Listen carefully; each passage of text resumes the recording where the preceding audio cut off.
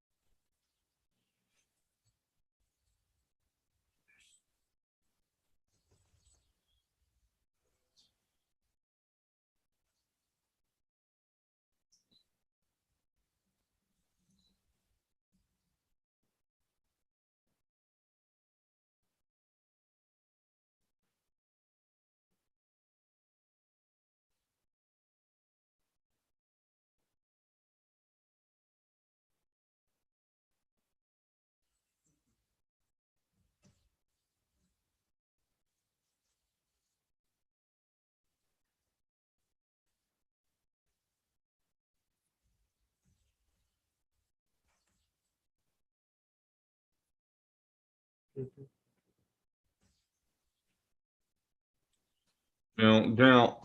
Sound check. Sound check. Sound check. You sound fun. Hey.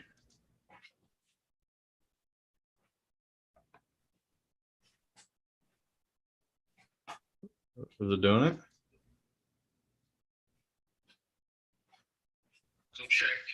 Sound check. Yeah, it did it. It did the thing. Okay. It did.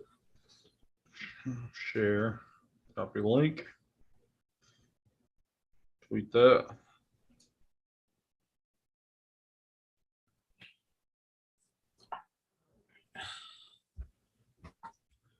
Uh,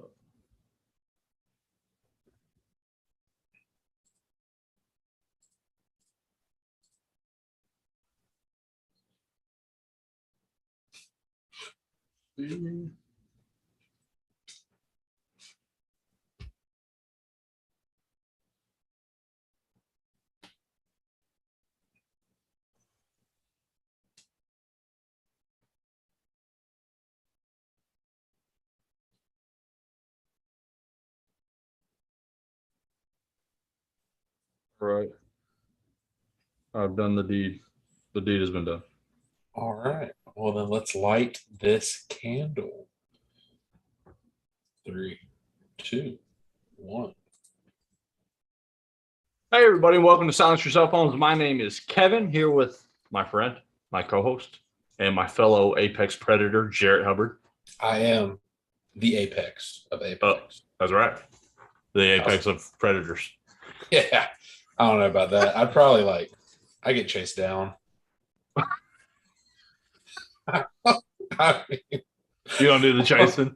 no. Like, I try to keep you on your toes with these things, you know?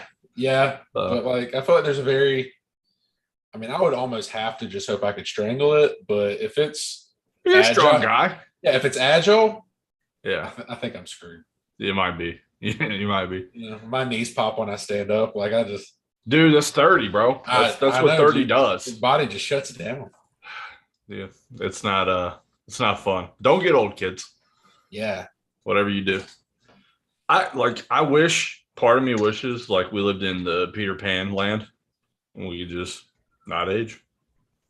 Yeah, that would be pretty cool. You know? I can't tell you what I want to say. That's not family appropriate. That's okay. Speaking of family appropriate. Yeah. Yeah. What'd you get into this week, Kev? Oh, so we took last week off. That was on me. Had a bunch of stuff going on outside of the realm of movies in real life and my real life thing. But it was good. I watched a lot of Hunter x Hunter. Okay. So I generally watch all of it once a year. So I got to the Chimera Ant arc. Yeah. And so that's what I'm currently on. So I watched like 45 episodes. Pretty much all of it. And then I watched all of The Boys. Yeah. I rewatched the first 2 seasons and then got pretty close to current. I'm like 1 episode away from being current. Okay. So a ton of TV. And then me and you watched Elvis and The Black Phone. Yep, which we'll get into a little later. We will. And that was pretty much it for me. Like just really TV heavy. But it was solid. I got a lot of watching done. What about you? So did Elvis Black Phone. I Mhm. watched an anime movie called Black Fox Okay. on Monday. It was okay, not great. I watched the new Kevin Hart, Woody Harrelson movie, The Man from Toronto. Was that good? It's pretty funny. Typical Kevin Hart, Woody Harrelson stuff, Sure. but overall pretty good. I caught up on Spy Family. Um, I That's a haven't good show. I haven't watched a ton of anime lately, so I Yeah. had to. I'm trying to catch up on what I have missed. But honestly, I've been doing a ton of reading Yeah. past You're week. still on One Piece? Yeah, Oh, okay, nice. How far along are you? they just got to Whiskey Peak, Okay. so I'm honestly about to be past where I'm at with the show in way less time. Yeah. Like I read 10 chapters a day, and it's crazy how fast you actually move through the storyline when there's See, zero it's not so filler. bad if you're reading it. Yeah, and so like I've been reading way more manga. I've picked up a couple other series, but One Piece is definitely the trial I'm in now. Yeah. And I'll probably read it and then watch the parts I want to watch, like some of the fights and stuff. I'll trickle through the show, but it's just I'm trying to get through it at least in time to see Red when it comes out. So Yeah. That'll I be a got good till time. got till August. But yeah, that was about it for me. Okay. Well, it sounds like you had a eventful last couple of weeks. Pretty solid. Yeah, Being a huge fan of One Piece, I condone this message. Read it, watch it, do whatever you got to do. yeah, It's a great story. it is probably one of the best works of fiction out there. So if you'll notice in the last couple of weeks, I also shaved my mustache, and it looks so funny on camera. Like it's, I feel naked. It's so The weird. the evolution of our facial hair through podcasts. Yeah, yeah. It's been it's not anything I even thought about, like how it would look on camera. It was getting annoying, so I shaved it off, and now I'm like regretting it. I look like a child. No, you don't look like a child. Okay, good. Wow. Anyways, I'll stop touching myself now. Uh, It's all right, about so time. yeah. Been waiting 12 years to hear you say that.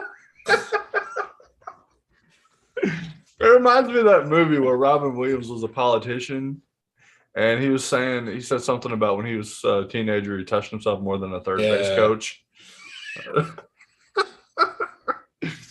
All right, let's dive into the movies that we watched this week. Yeah. Before we get into the topic of the day, sorry, which we will be discussing Stranger Things. We're excited Yeah. about that. Yeah, we got some predictions for Stranger Things. Yes, it should be exciting. 4 episodes. I think you said we're movie length, or so Yeah, it's just 2 episodes. it's 4. I looked it up today. It should just be 2. It should just be 8, 9. No, I'm like 98. I literally Googled it today. Hold on. Season, maybe not. Season 4 episode list dates. I don't know how.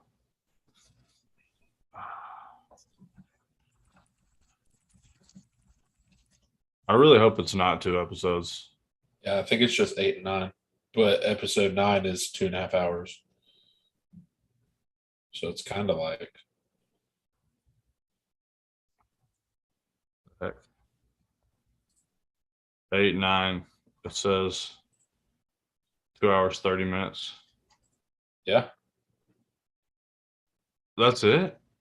Yeah. I'm a little sad now. I mean, but we knew this. Yeah, but I didn't. I looked it up today, and it gave me 4 episodes. I don't know what you looked it up. That's Yeah. Anyway, like a bad website. yeah, it probably was. So what do you want to get into first? Did you want to talk about Elvis first, or did you want to talk about the Black Phone? I think Elvis is probably a more polarizing Mm-hmm. pick. So let's do that one last, and then we'll Okay. start Black Phone. So Black Phone, horror thriller, Yep. written by Stephen King's Yeah. son, right? Joe Hill. Yeah, but Stephen King's son. It's a short story. Mm-hmm. directed by Scott Derrickson. And the biggest name in the movie was Ethan Hawke, obviously. Yeah. Most of the other actors were children. But let me tell you, I was pleasantly surprised at how good, like, just overall the film was. Yeah. It was probably one of the better, if not the best, thrillers we've seen in a long time. For Um, sure. yeah, it was just I walked in expecting very meh, very mediocre, and it was just so good. It was such a good film. Yeah, it was one. I I was excited to see it because this is the same duo. The director did Sinister, so him and Ethan Hawke, and then I think it was Max or one other guy had been in they had done a movie together along the same genre. Right. But it was one that, and usually I say this as a negative, but it was a movie where the hour and 45 minutes felt longer than an hour 45. Yeah. To me, in a good way, though. Like, I think the way the movie was paced was very well done. Like, it seems like they got a ton of information in a very little time. Yeah. It was executed. It was executed perfectly in that regard. I had no issues with the time or the pacing of the film. No. Pleasantly surprised at the young actors and actresses that were in the film. I think they're very strong. So the main character was Finney, the Mason. He was the lead, I guess you would call him. And he obviously gets kidnapped, and I think it's set in what, the 70s? Yes, late 70s, I believe. So one of the things that I think worked in their favor was choosing a decade where the things that happen in the film are more reasonable. Nowadays, if you're 10 years old, you have a cell phone, right? Everybody sees everything. I don't know. I thought it was really cool. I think it seemed perfectly plausible. Nothing seemed out of place. Yeah, and to piggyback off that point, I think you're 100% right, because even like the way the kids interacted with each other. Oh yeah, because like it's a fairly violent movie for a bunch of middle school aged actors and actresses, right? There's a lot of fighting. One of the first scenes in the movie is a fist fight between two kids at school, which I would probably be more inclined to believe happened in the 70s when, it's just be a man type stuff. The teachers aren't always there. There's no cameras on school or resource officers and things like that.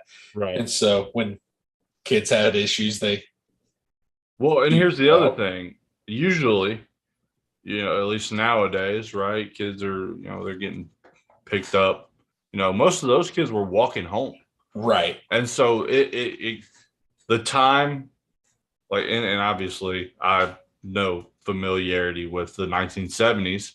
Right. But like, things happen after school. You meet in the parking lot, you fight, fisticuffs, whatever you want to call it.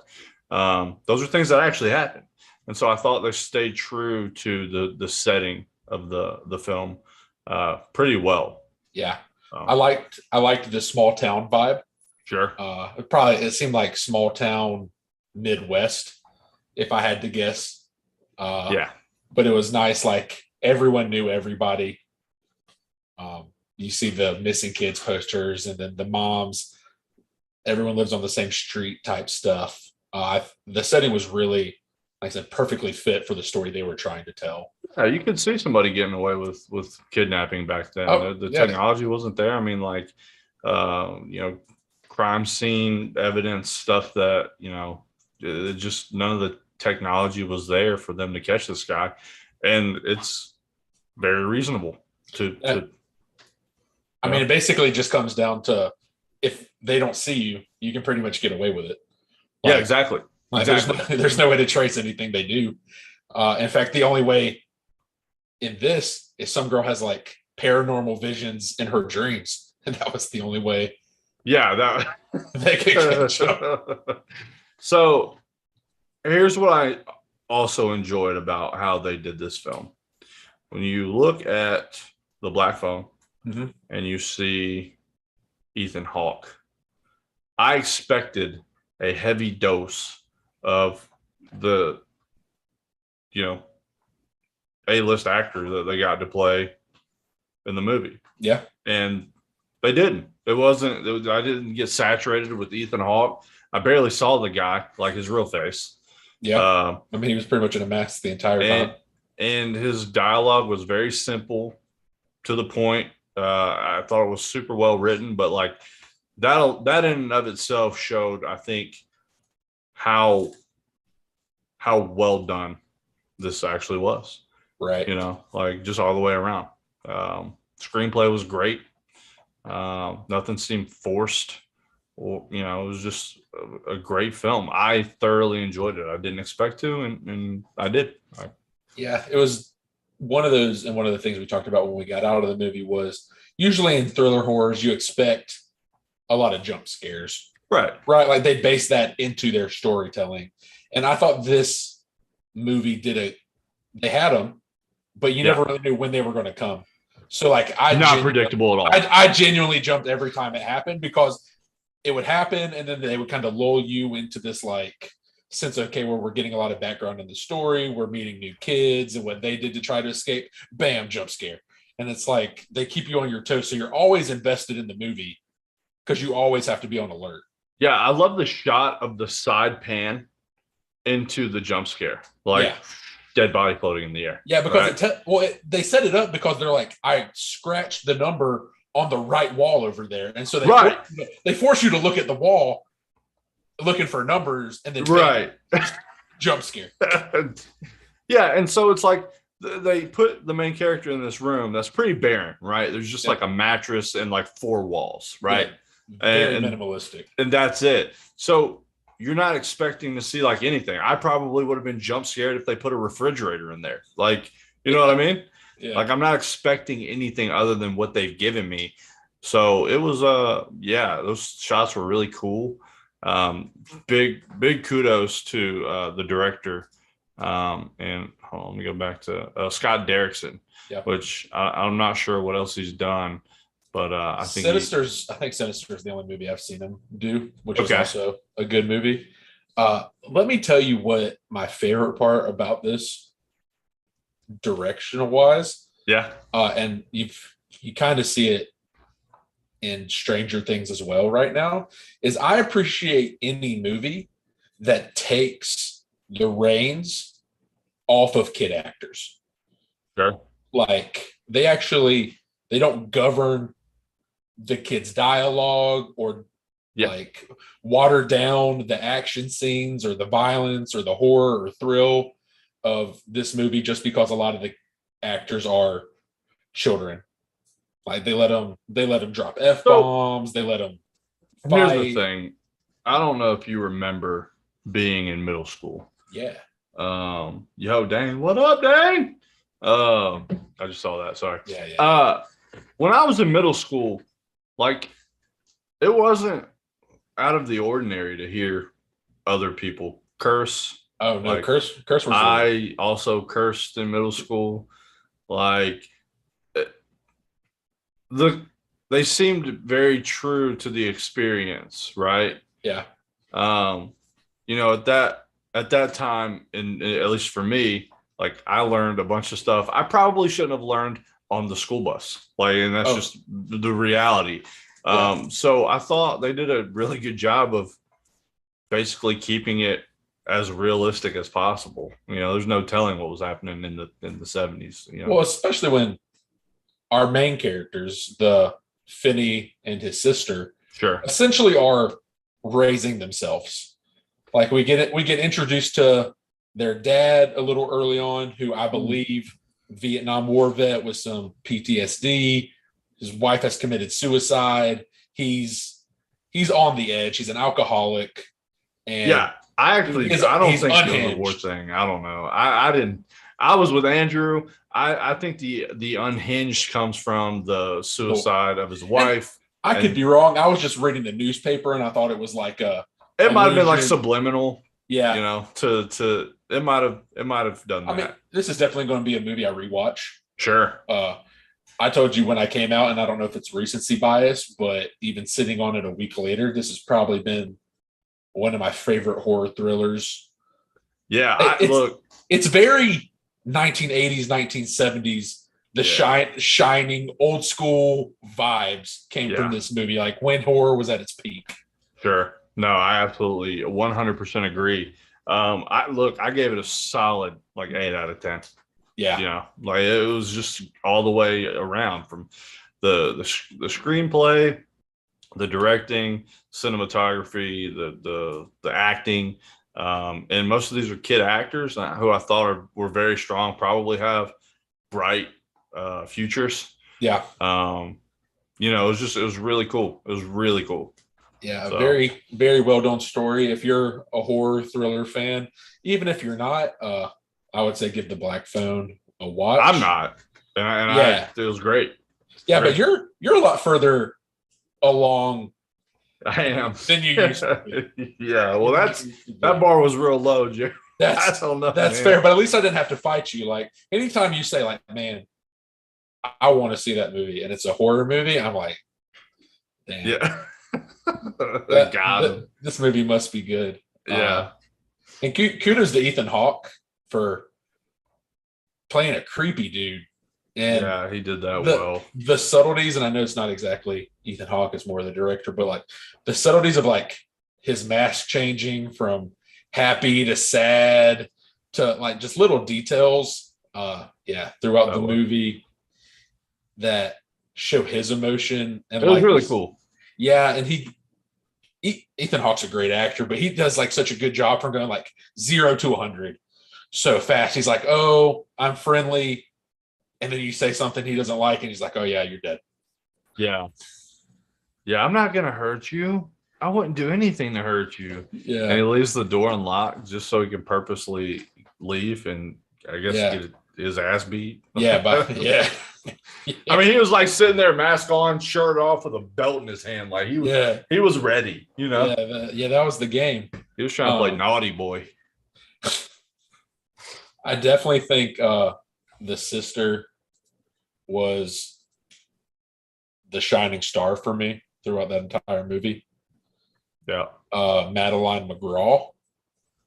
She was stellar. Yeah. She was, and she provided most of the comic relief in the film. She was great. I think it's just because you don't expect the lines that she delivers.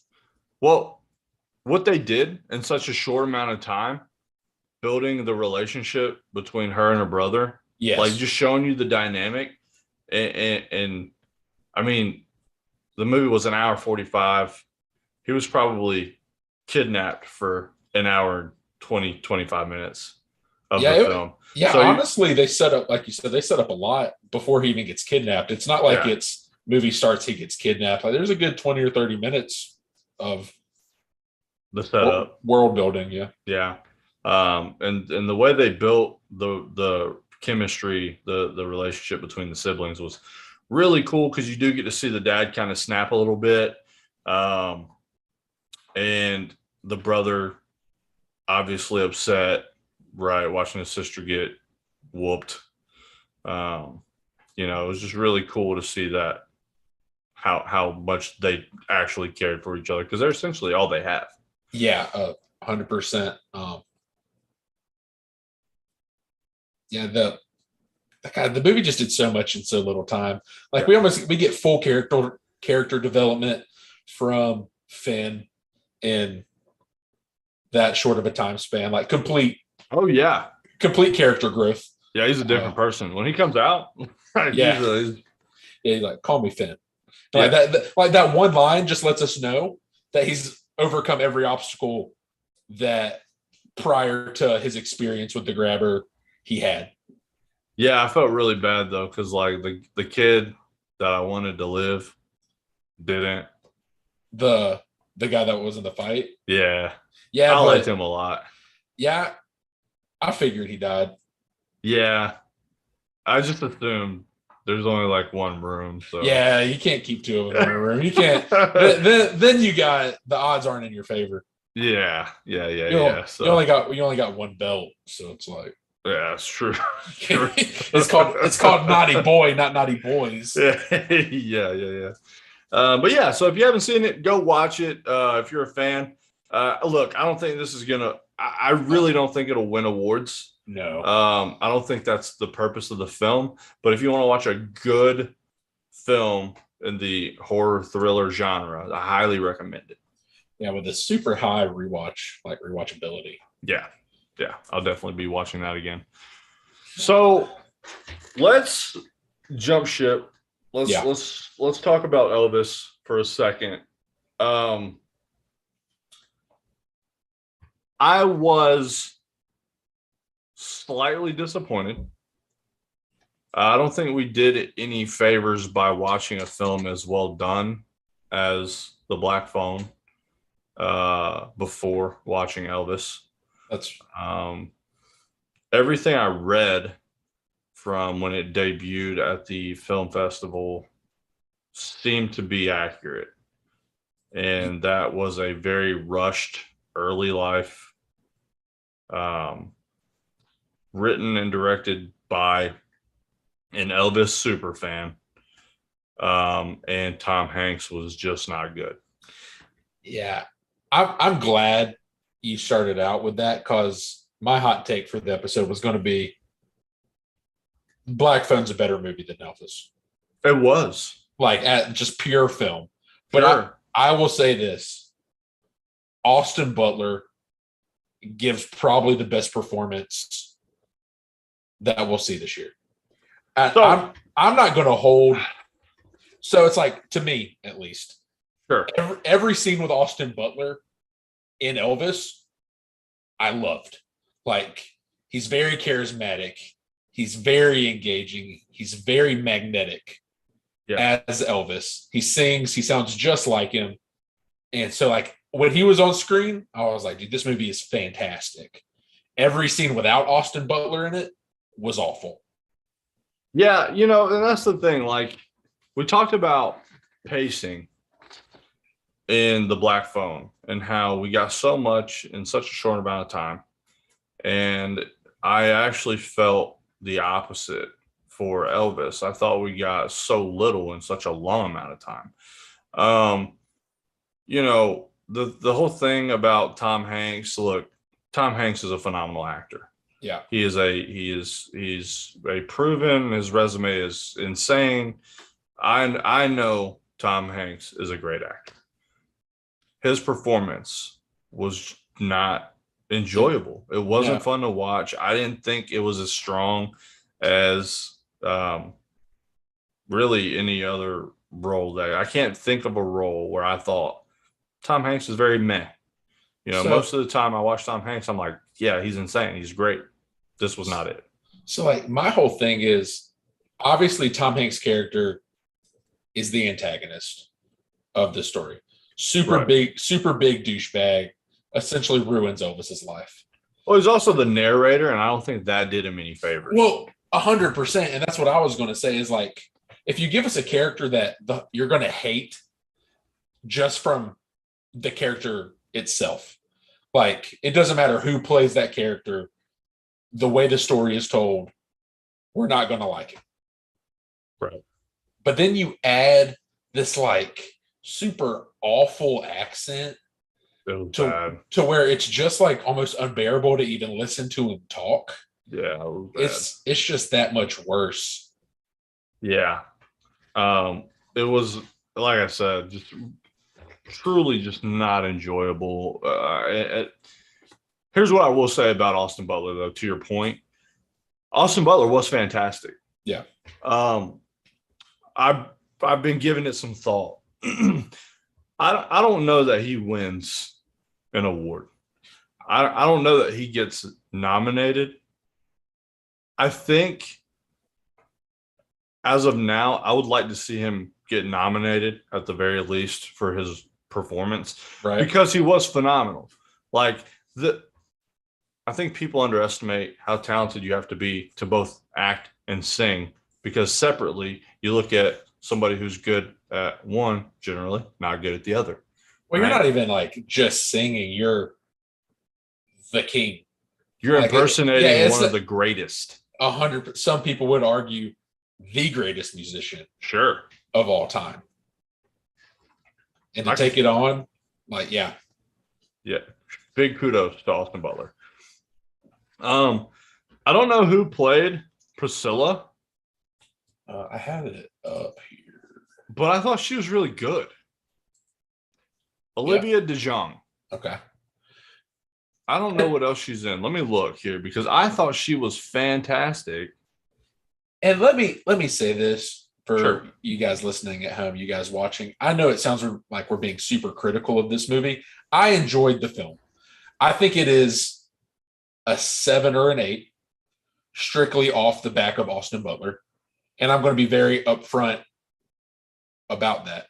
Like, it is an 8 because I think Austin Butler is a superstar. I was so enamored by his performance that I would put my entire review strictly off of it. There, I had very high hopes for this movie. Like, it was one that the first time we saw the trailer, we each looked at each other and said, "That's it. Like, that's an Oscar-winning movie." Yeah. And it fell short. It did. You know, Baz Luhrmann, he did The Great Gatsby. He's got a very gaudy direction style that isn't my favorite at times. Like, all of the scenes of old Tom Hanks walking through the casino when he's narrating the story, and it's just it's like almost too much. And a lot of the times in The Great Gatsby, I felt like some of the scenes were too much. Well, it seemed out of place, essentially, like stuff like that. And I think they want to allude to the fact that he was a big gambler, right? And he had all these debts. But they didn't really they didn't make that a huge part of the story. So it felt out of place for them to. I mean, you get it in like the last act. Yeah. And when he sets up Elvis and that's in Vegas Purgatory. Exactly. Yeah.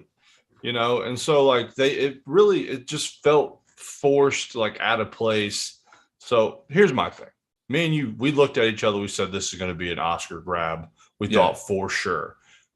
I am now in the camp of the only possible way they win an Oscar if it's Austin Butler. Oh, that's it. He should be. There might be a song get nominated. I heard. I think it was Meg Thee Stallion or Doja Cat with like Nothing, the Hound Dog remix. So they might get a nod for a song. I think I'll enjoy the soundtrack. I haven't given it a listen, but I think I will. I haven't either. But if you like Elvis, I think some of the remakes they do will be good. But I'm 100% with you. It's either one of those songs, and that's a flyer pick. I am very confident that Austin Butler will get at least a nomination, and he's still, depending on what else happens for the rest of the year, he's still a very strong contender to win it all. Yeah, it really depends. I mean, truly, look, I'm not against him getting nominated. I don't know that he wins. I don't. I haven't seen anything. I gave this movie a 6. That's fair. It's all Austin Butler. You're right. And I get it. And like I 100% respect the 6 as a rating. I just, like I said, I forgot how much I disliked parts of the movie when Austin Butler was on screen. Yeah. And so that's where my 7 or 8 comes from. Because all the Elvis parts are awesome. Yeah, I love how they left out that Priscilla was 14 years old, right? Yeah, just teenager. Like, just completely, left that one out there. Yeah. The ether for, Yeah, it's because whatever. Of what, how old was Elvis? What was he? 22, 23? 22, 24. Yeah. It was a different time, I guess. I don't know, dude. I mean, they did wait till she turned 18 to get married. That's good. Whatever. It was in Germany. I'm not here to tell the story. Yeah, Germany, the Alabama of Europe. So So let me tell you one thing, because we've been kind of crapping on this movie a lot. Things I did appreciate about this movie that aren't Austin Butler. Okay. I think that their nod to his influences on Bill Street were much appreciated, because I know a lot of time Elvis haters or criticizers give him a bunch of flack for saying he stole music from minority Black musicians. artists. Sure. And I think a lot of people's biggest fear when this movie came out was they weren't even going to mention that in this, and it was going to be all Elvis with no inspiration. Yeah. And a very strong portion of this movie was, his time at Revival in the ghettos of Mississippi growing up, when they would do, the choir would sing in the hymns.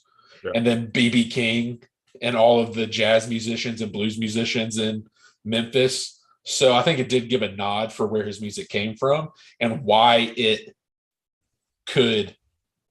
everyone loved Elvis. It wasn't a white musician versus minorities, right? Every single person liked Elvis because he could do it all. He could sing gospel, he could sing blues, he could sing jazz, he could sing rock.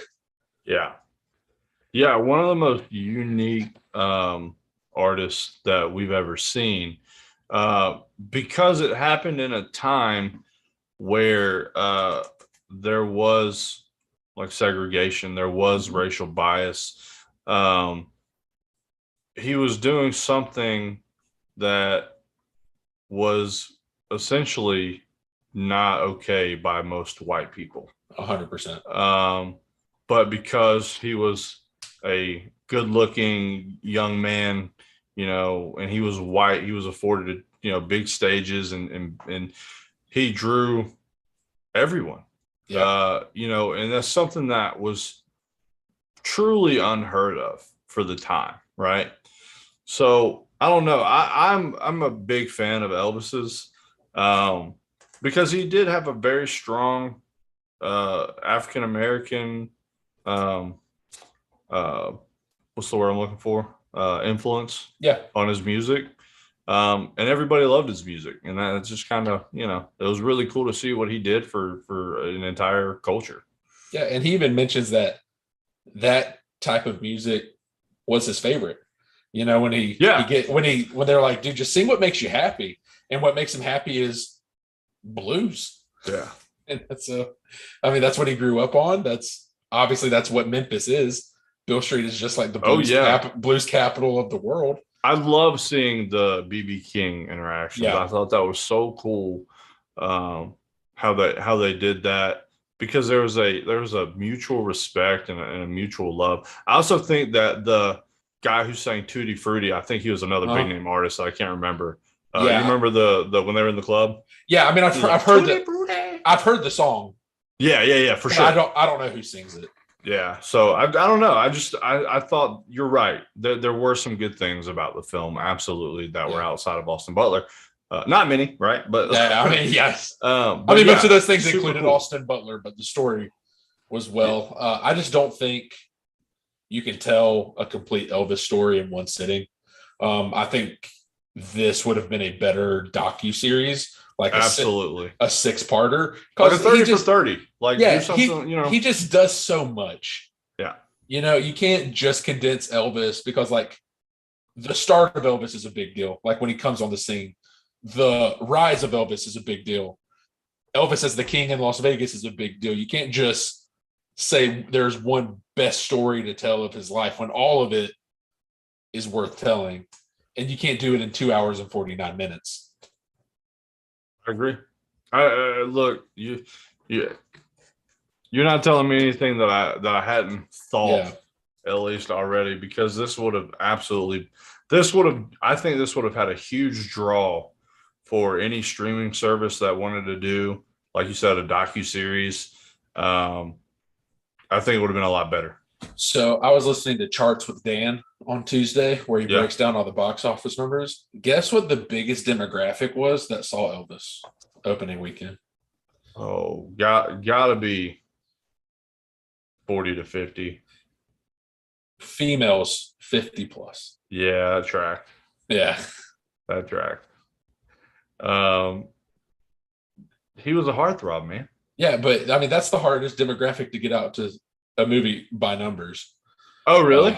Yeah. That's pretty cool. Yeah. So I mean it did 31 million. Not the best. I wonder if it was Uh, one of the 78 close-ups on his pelvic region. I mean, they probably were just That's I the mean, most seen pelvis. I'm not gonna say that. That's inappropriate. But it's just there was a lot of I don't know. Austin Butler pelvic shots.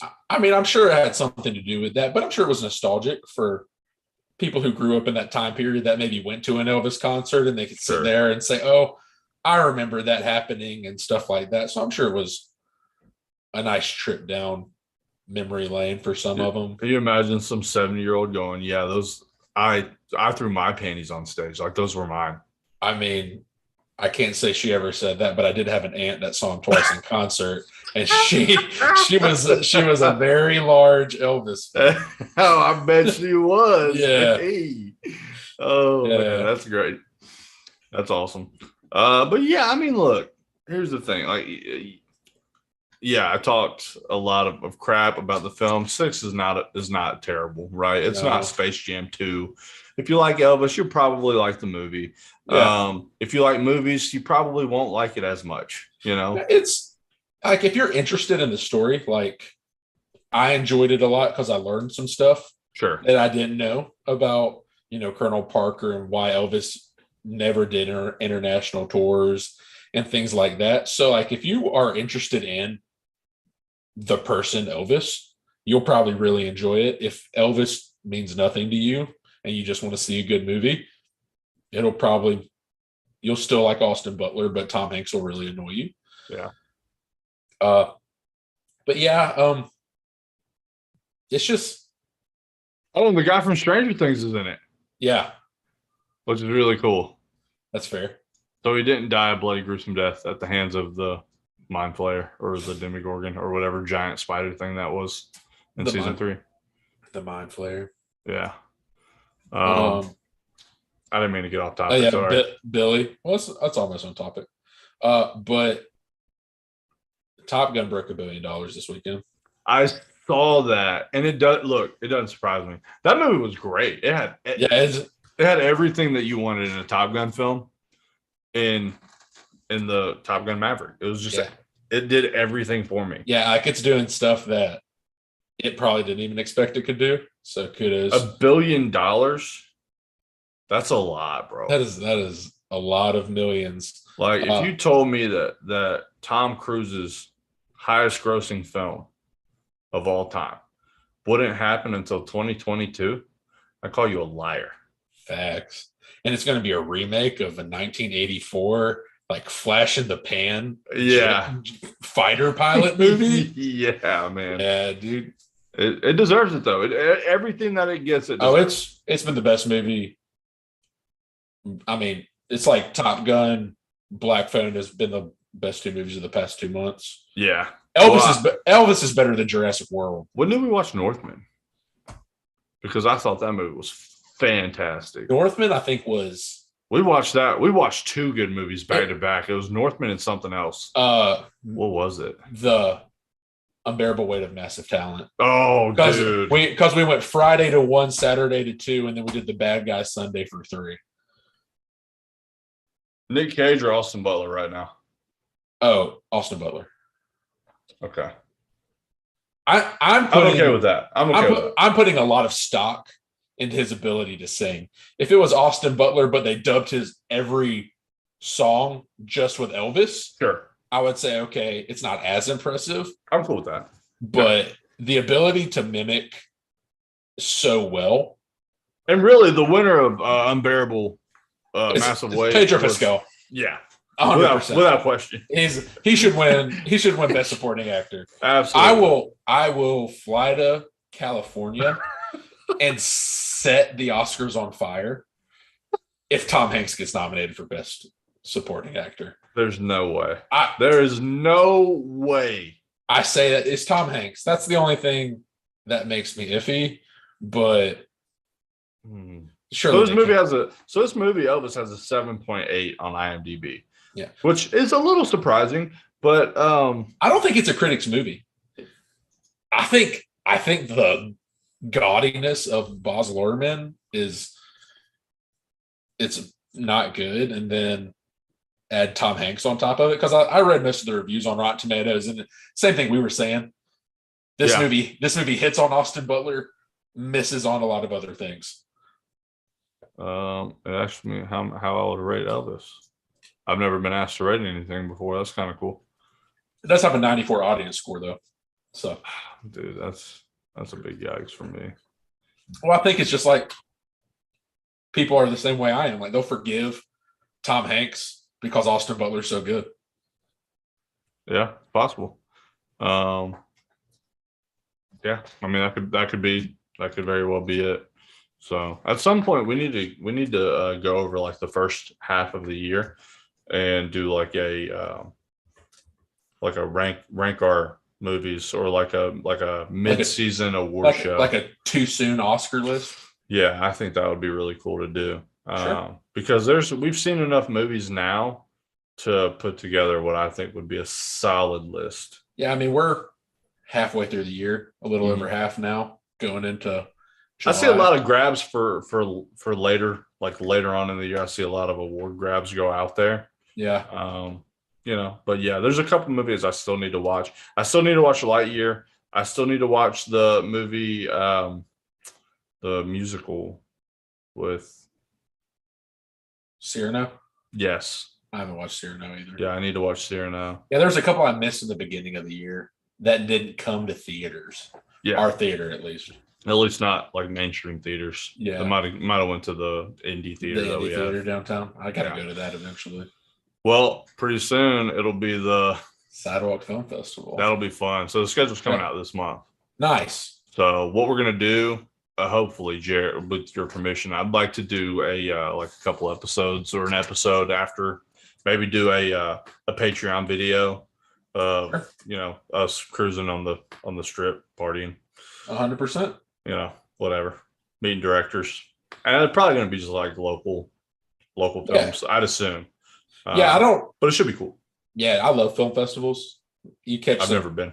Yeah, you catch some stuff that it'll be movies that probably will be the only ones that will see it out of people our group. But I remember I saw a documentary about some sport in Europe called Strobe Tide when I was at Sundance. Yeah. And it just never came out on DVD or anything. It's probably one of the best sports documentaries I've ever seen. And I have not been able to watch it since. Didn't the Bones Brigade, wasn't that also something that you saw at a film festival? Yeah, that was at Sundance too. Yeah. Yeah. So actually Strobe Tide wasn't at Sundance. It was at a festival inside a festival. So the same time Sundance happens, there's a festival called Slam Dance that happens in Park City as well. And it's a film festival for movies that did not make Sundance. That's cool, man. And so they were at our hotel was where Slam Dance was happening. And so I just watched Wild in the Streets was the name of the documentary in a hotel conference room with like 12 other people and the couple that directed it. That's insane. I bet that was really cool. Yeah, it's really like intimate stuff like that is what makes Sundance so fun. Like Did obviously they give you like insights as to like different shots or scenes. Not so much shots, but like, what compelled them to make the movie. And you could just ask them anything you wanted. Oh, that's cool. Yeah. So Slam Dance was a lot of fun too. It's like we gotta go to Sundance. Like we have to. That's the thing. It's inevitable. Yeah. So there you go. Those are the two movies that we watched. Elvis, The Black Phone. Watch both. Watch neither. I say watch both though. I think true. You'll find some enjoyment out of it. They're both watchable. But now to the real subject. Is Steve Harrington going to die? So here's the thing. Yes. Dude, don't. That's the wrong. Kevin, yes. Not Steve. The babysitter, baby. Because guess what? They ain't kids no more, bro. Kill Eddie. Which one's Eddie? The DM. Oh. Don't kill Eddie. Kill Eddie, dude. I like Eddie, bro. Yeah, they were you actually, like Eddie. You like Eddie more than Steve? No. I was about to say, choose. But like, your look, words here's the wisely. thing. Here's the thing. Listen, all right.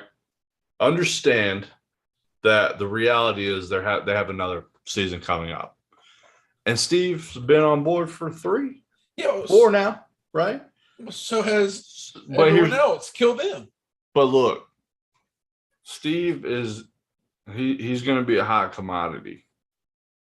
I think after Stranger Things, we're going to get a lot of Steve Harrington in other films and TV shows. And so they're probably like, yeah, bro, go do your thing. We gave you your start, pat him on the back, call it a day. If Steve dies, we riot. We don't riot. We do riot. I love Steve. I do. It doesn't sound to me like you do. But like, I am okay. I had this conversation with my brother not 3 days ago because he listened to our podcast where we were talking Stranger Things because he finally watched it. Yeah. He was like, "You hate Steve," and I'm like, "No, I don't hate Steve. So I'm not Trevor, my boy. Dude, I'm against Steve Nancy. That's it, bro. Like that's the best. That's how it should go. I don't want Steve Nancy, bro. Like, what do you want? You want? I want Byers and Nancy. They don't go together like Steve they and Nancy. do, bro. They had plenty of chemistry. Nobody was bitching about their chemistry in season 3. Homeboys or out season in California getting high. Steve's into shit. Yeah, but they were relocated. Like, what do you want from him, bro? Like, I mean, look, dude. What do you want? Then why didn't he go see her then? Because he found out that he was actually a loser in real life, and she was going places. Maybe I just resonate with him, dude. Like, I don't know. Dude. Steve and Nancy go together like peanut butter and jelly. Don't see it, bro. Nancy and Byers are like peanut butter and banana. Not a bad combination, but it's just not the right combination. I don't know, man. Like, I intellectually, Steve isn't on par. At least Byers, I feel like, can have a decently, intellectual conversation with Nancy. Well, look, let's be real. The perfect match for Steve is a lesbian. Yes, that's true. That's what I want. I want her to be like, you know what? I'm actually bi. I'm almost better that they don't, because it is kind of cool to see characters of opposite sex be homies. Yes. Super cool. Without anything being like forced. I get it. Yeah, without sexual tension and anything like that. It's cool. I can appreciate that. I love Robin. If anything happens to Robin, I will be equally as upset. Facts. I'll actually be more upset, personally. Yeah. I like Eddie. He's just so new if they kill him. So here's the thing. He served his purpose. So the Duffer Brothers went back, and they actually they caught a lot of flack because of the on-screen chemistry between Eddie and Chrissy. Yeah, because are you talking about when they filmed the scene after they had already killed her? Yes. Yeah. I saw that article. So they filmed the scene of them in the woods. I guess there was a minor drug deal. Yeah. Typical, whatever. But they had so much chemistry that they considered not killing her, but they had already shot the scene. Yeah. And so like the deed was done. Like she was dead, truly. Like, and the fans, I enjoyed that as much as I, enjoyed any other love interest in the show. I love Eddie. He's a good character. But guess who was a cool character that they killed in one season? Billy. Was he though? Like, was he a cool character? Yeah. No, he wasn't. He was a douche. Like, what do you mean, bro? But, like, he was not. He was growing, dude. He had one. He did have like one saving grace thing that he did, and it was great. But other than that, he was awful. He was a terrible human, a terrible brother, like half brother or whatever. I get it; they're not blood related, man. But you don't have to be disrespecting Billy like that. He's dead. We just saw him in Elvis, dude. We don't talk ill of the deceased. I will say this. Someone's got to die, though, right? It's Jonathan Byers. Okay. Yeah, but it. You see, we can't even remember his name. It's not that important. Well, he hasn't had a big role so far. Okay. If I will be far more upset, and the last character that I want to see die is Max, because she has been through the absolute ringer. Yeah. Okay, last season her brother, whatever, for all intents and purposes, gets murdered in front of her eyes. It's pretty brutal. And then the beginning of season 4, she's like looking death in the face, literally, with the whole Vecna thing. I mean, she has been through it, right? Like her and Lucas break up. If you can imagine it, she went through it. She broke up with Lucas. Okay. So let's just go down the list. Max can't die. Okay, so Matt. Okay, so we have Steve, Max. I don't want to see Max die. Okay, I'll give you. Okay, you know what? I'll give you Steve. I will. I'm okay with Steve not dying. I like Steve. I don't want to see him die either. I'm saying people we are okay with seeing die. Oh, okay. Not Max, not Steve, not Robin. No. Not Nancy. And not Dustin. Okay. I think that's like the only kid I'm like. I think if any of the other kids. Sure. Oh my. Like they can all. Yeah. Yeah. Like to an extent, and I'm gonna keep it a stack. 11 could die. 11 could die straight up. Where are we on Hopper? Hopper can't die. Can't? He cannot. I think Hopper can die. Literally, he can. He's capable of dying. I think. That's what I'm saying. I think he's going to sacrifice himself for 11 and die. No, that can't happen. Okay. And here's why: because season 4, we got like virtually no Hopper. Like, what do you mean? We got a ton of Hopper. Yeah, but like not like Hopper in whatever town that. What town is it? What's it called? What's their town called? Hawkins. Yeah, we didn't get like Sheriff Hopper, the cool Hopper, Dad Hop. We got Hop, the prison, the Russian prison, whatever, super spy guy who breaks out of a Okay, no. What about Russian dude? I'm okay if he dies. Yeah, absolutely. He can die. I actually think he might die because he's doing a show. Well, I mean, Dustin's just did a movie. No, but like he just got like approval for this big show that he's doing. Oh, okay. And so he's the main character. So I could see it. I could see him dying. What about the guy that helps Byers' mom? The guy that knows karate? I thought it was the Russian guy you were talking about. No, I'm talking about the guy. The Russian guy I'm talking about is the dude he meets in. Oh, dude! Prison. I don't give two. Yeah, are you killing before before it starts? I wouldn't care. Yeah, I was way more invested in Alexei last year. Yeah, but he's still a good character. He really is. Yeah. Let's see. Joyce could die. Fuck her. Yeah. What the dude who delivers pizza cannot die. Oh, Argyle. Argyle has to be protected at all costs. Protect Argyle. I'm okay with Argyle living. He's great. Actually, if I don't see a love interest, if I don't see him and Eden get together, fact, because like that was dynamic. It was Eden, like the garden.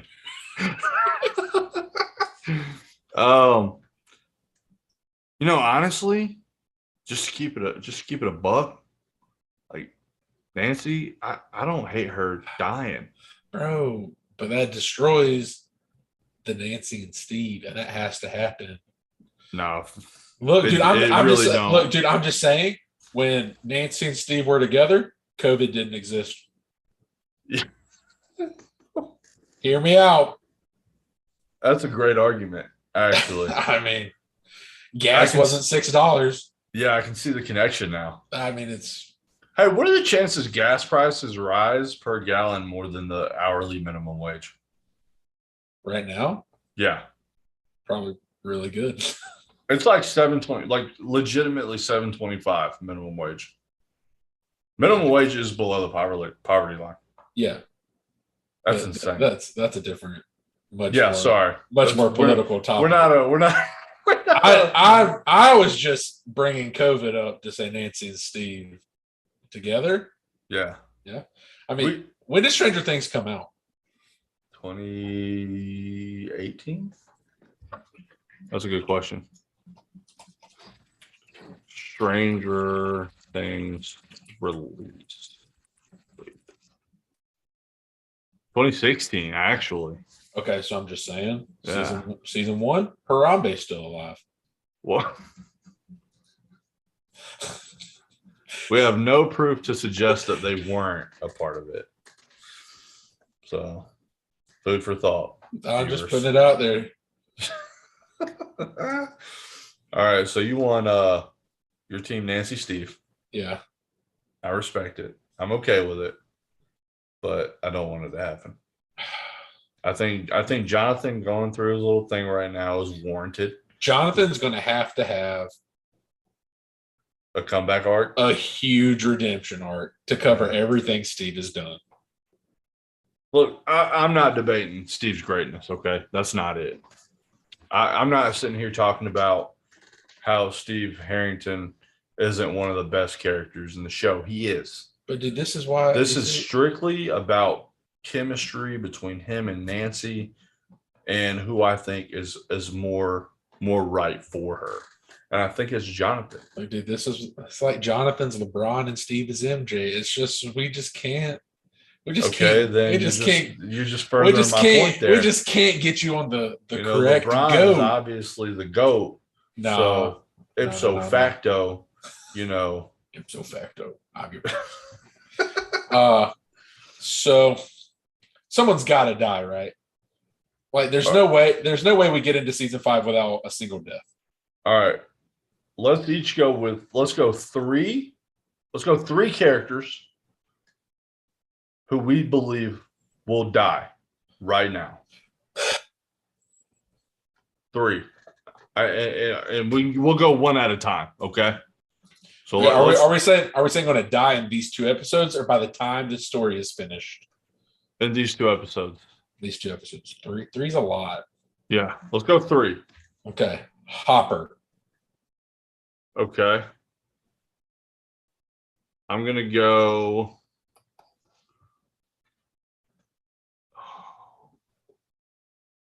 What's that guy's name? The Russian guy. Not the Russian guy. The guy that's with Nancy or with Joyce. I know who you're talking about. Alexei. Alexei is gonna die. That is my pick. That's not Alexei, is it? Isn't that his name? No, I thought Alexei was the guy from season 3. That was like the Russian, the guy that likes slushies. Maybe. Let me see.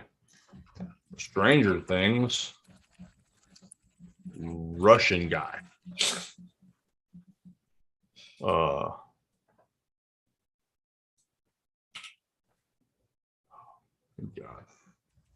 Karate guy?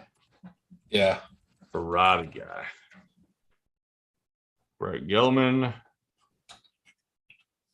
plays Murray Bauman. Murray, yeah. Murray. All right, Murray. Murray's dead. Okay, that's my pick. I'm not against that. Murray's goner. He's a goner. He's a goner. So Hopper or Murray. Number 2 on the chopping block. Number 2. Eddie. You're the worst. I can't even look at you right now. But dude, I'm not saying I want it. I'm just saying I think it's going to happen. All right, this next one's a hard pick. Okay. Will Byers. Okay. We'll see you. Gone. Okay. I don't think it'll be Will. No, he's gone. I do think one of the kids will die. I It's not Lucas, and it damn well better not be Max. I think it's Dustin. If Dustin goes, I stop watching Stranger Things. Dude, you said that about being a Braves fan and Freddie Freeman. So calm down. You're not going to stop watching. There was extenuating circumstances. You're being overly dramatic. You're not going to stop watching Stranger Things. So, if he goes, I go. That's not true. Dustin needs to be protected at all costs. Anyways, Will Byers. That is a fact. Wait, was that your pick? That was my pick. That was your pick, Dustin? Yeah. Bro. I got a bad feeling, dude, in my loins. All right. This one is not so much a hard pick, but I think it might happen. There's two, though, man. There's two that I think are plausible that will probably happen. But because there's a season 5, I'm going to go with Nancy over 11. I don't think 11 will die. That's why I think she'll die in season 5. That's why I picked Hopper. Because I think sure. I think he's going to do something to protect her. So that was my prediction for Hopper. What if he does that and she dies? Well, then he's just she's had a string of bad luck. Out of luck, I guess. Yeah. I really don't want Robin to die. So I had Murray, Will, Nancy. Yeah, and I had Eddie, Hopper, Dustin. Okay. Dustin, dude, how I know dare you, bro? Dude, I don't want it to happen. I just got this like inkling feeling that they're going to take someone big from us. Didn't you say it was going to be a bloodbath? Like, didn't you say that they said it was going to be? They said at least for season 5 to not get attached. So, damn, bro, that's tough, man. Yeah. When the director said going into this season that it was going to be their Game of Thrones season. And Game of Thrones kills everyone I like. So it's got to be Steve, Dustin, and Robin. Dead. I didn't have a favorite character that lasted out of season 3 in Game of Thrones. I don't know. Did Tyrion, bro? Yeah, I like Tyrion. Tyrion's a homie. But I was a big Stark fan. Ned dead. Rob dead. Yeah, they pretty much all. Sansa wish she was dead. Yeah. She had a bad life. She didn't have a great life. Arya was a badass, though. That was my homie. Catelyn? Yeah, dead. Baby Rob. Yeah. What was that kid's name? Their other one. The youngest one. Bran. Yeah, Bran. Bran, dude. No, Bran not Bran. It. No. Bran was the one. What was his name? Oh, that's gonna drive me nuts. Oh, the way he died was probably the worst. I don't know. I mean, he deserved it. Yeah, but did he? Just run in a fucking Z. Serpentine. My man ran straight. Made it easy, dude. I could have shot him down. I don't need Hawkeye shooting arrows if you're running a straight line. Or, you know what's crazy? Once you hear the arrow go off, stop running. Yeah. And then it'll just go right over your head. I think it's a little easier said than done, though. I've never actually had to run from an arrow in my life, thankfully. He also never even looked back. Yeah. I mean, it's not like Legless was shooting them, you know? No. Like, he had time to move. What, I don't know the distance, like running. I don't know what distances they were capable of back then. But like, I'm thinking I can get 100 yards. Let's just say for funsies, 12 and a half seconds. Like if I've got an extreme boost of adrenaline, like the fear of death. Yeah. 12 and a half. I think I get maybe 13 at the absolute worst with that kind of motivation, 13 seconds. Yeah, but here's what I'm saying. Like, shooting an arrow is not like shooting a gun, right? You have to shoot at where they're going. Yeah, it's like throwing a football. You got to lead them. Yeah. So just move. Like, I'm with you. Like, I understand. It's not rocket science. It's more rocket science to figure out, like, hey, I'm going to let this arrow go We should take turns. Yeah. We should get a shooting arrows at each other. And whoever gets hit loses. Deal. Their life loses their life. Yeah. I didn't finish the sentence. Yeah. That'll be a punishment. Person who predicts the worst Yeah, shot by an arrow. Yeah, the person who picks the correct death in Stranger Things gets to be the shooter of the bow and arrow. That'll be a Patreon video. Yeah, look for that next month, everybody. Yeah. Oh my goodness. All right, so cool. So I think that's everything. Is that everything? Is that all of it? That is all of it. But for those of you who are new to the channel, we have socials, quite a few of them. If you look us up on Facebook, we're there. Silence Your Cell Phone. In the podcast category under Silence Your Cell Phones. We have a Twitter at Silenced Phone, or you can just, in the little Twitter search bar, you look up Silence Your Cell Phones, bam, we're the first thing that pops up. If you know Jared or I personally, shoot us a DM. We're always looking for guests. We'd love to have you. We're on the gram, as the kids say, at Silence Your Cell Phones. We have an email. If you'd like to correspond via email, we are silence yourself phone, no S, at gmail.com. I'm pretty sure Jarrett has a Telegram machine. That's true.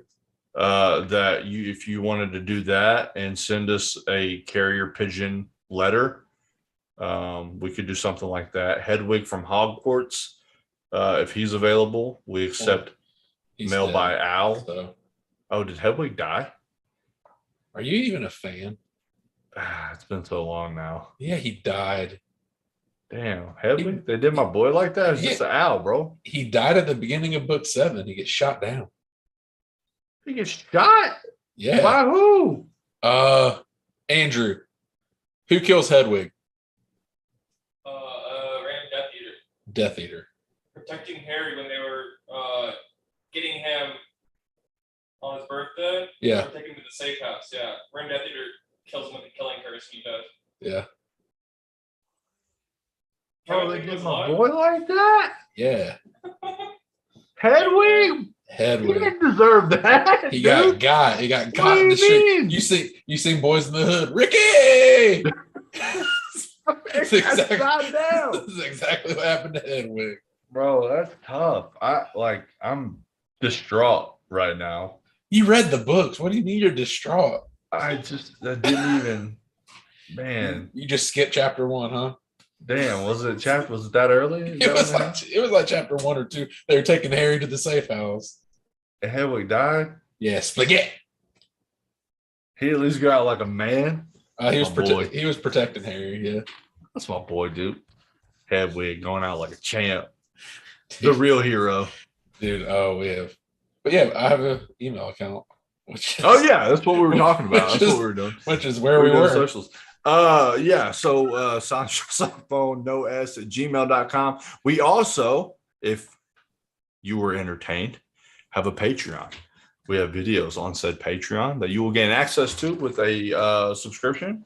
And we'll also be adding content and things like that as we go along and we start building more and more viewers.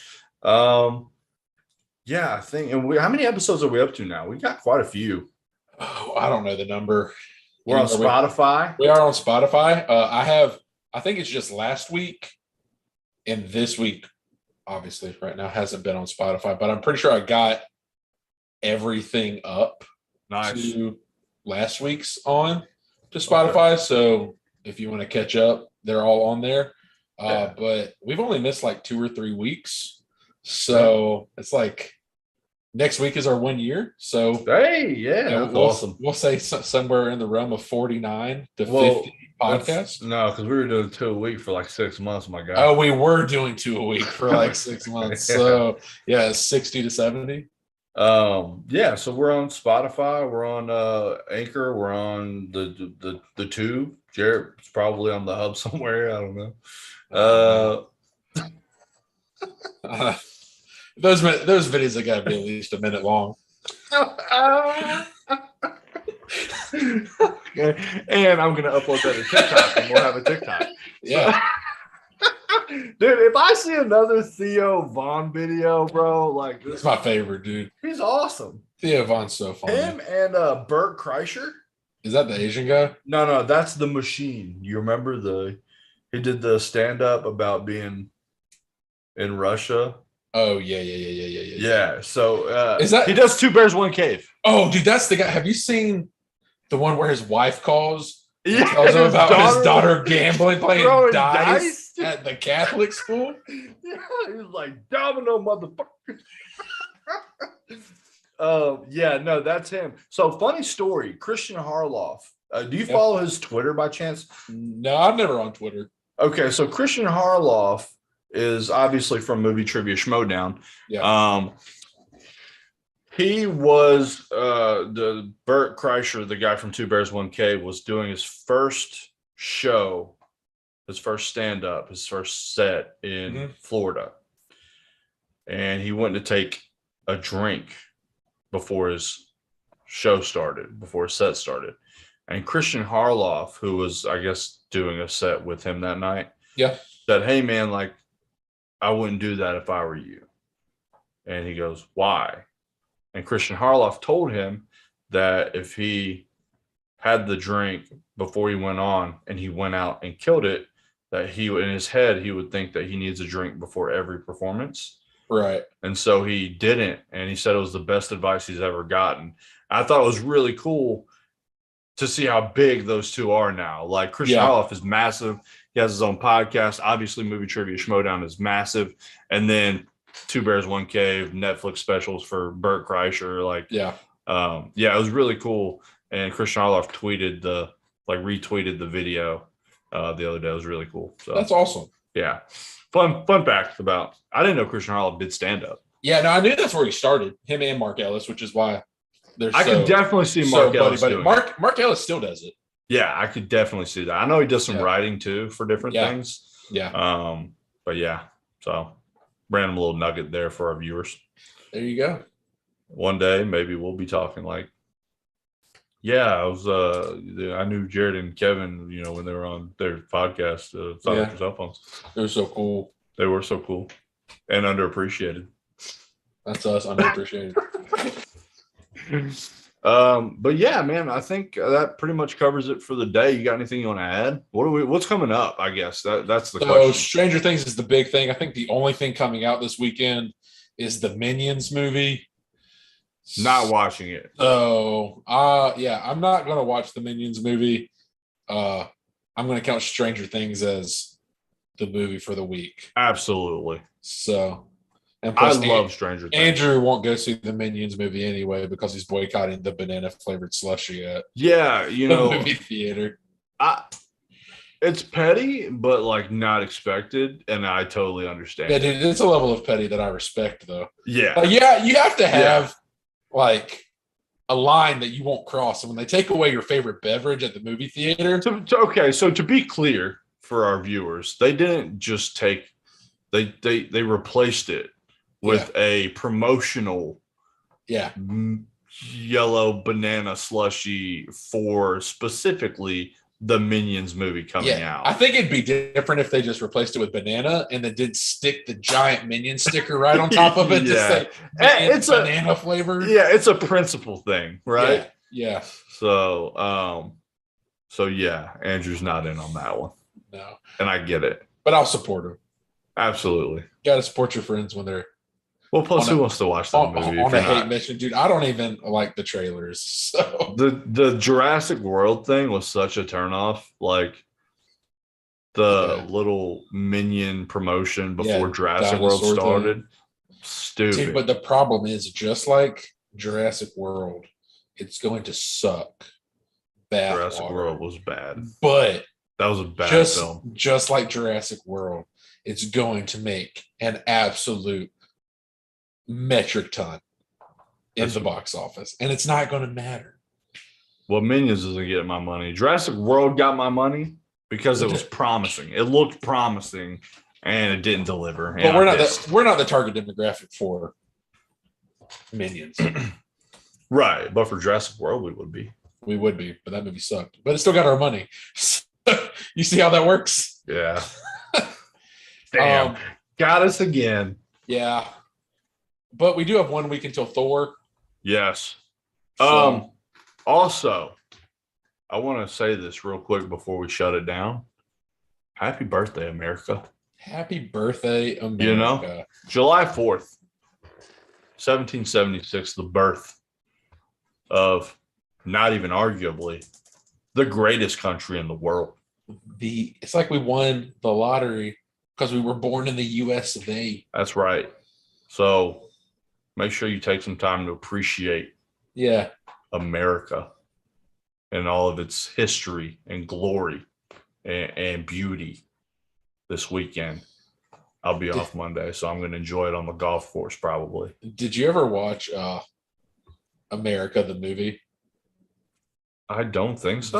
That animated movie? Yes, dude. Yes. That's a movie. That's a movie. We should watch it. Can we watch that? Sure. Everyone needs to watch that for July 4th. Yeah, that was great.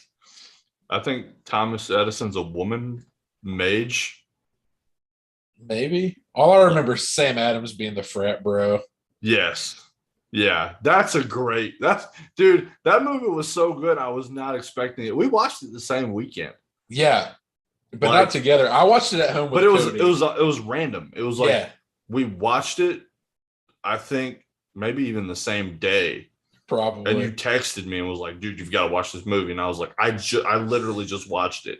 It's fantastic. Yeah. It's like what's that quote from Archer? It's like my brain is that tree and you're those cookie elves. Okay. All right. We got to end it. Yeah. We've been tangenting all about the end of this podcast for 20 minutes. So We love you guys. good night. We love you guys. Until next time. And